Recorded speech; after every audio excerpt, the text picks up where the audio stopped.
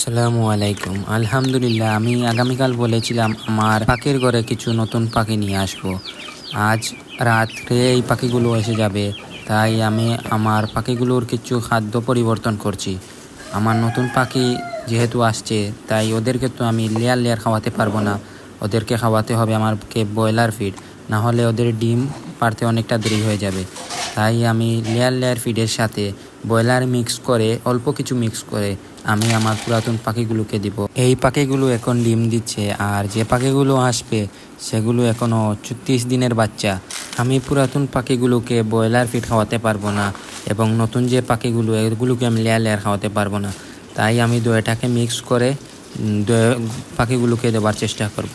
এর কারণ হচ্ছে আমি সব পাখিগুলো একসাথে রাখবো, তাই আমি সব পাখিগুলোর খাবার চাহিদা মেটানোর জন্য একসাথে আমি খাবার দেব। আমি প্রথমে একটি অল টাইমের গ্লাস নিয়ে নিলাম। এটাতে প্রথমে মেপে দেখলাম এটাতে কত গ্রাম জায়গা ধরে। এটাতে দেখলাম প্রায় 100 গ্রামের কাছাকাছি জায়গা ধরে। তাই আমি 100 গ্রাম 3বার ডাললাম, মানে 300 গ্রাম ডেলে, এবং ব্রয়লার ফিড 100 গ্রাম ডেলে দিলাম। এরপরে এগুলোকে ভালো করে মিক্স করে নেব, যাতে সবগুলো একসাথে মিক্স হয়ে যায় এবং সব পাখি এগুলো খেতে পারে। এগুলো খাওয়ালে পাখির কোনো সমস্যা হবে না।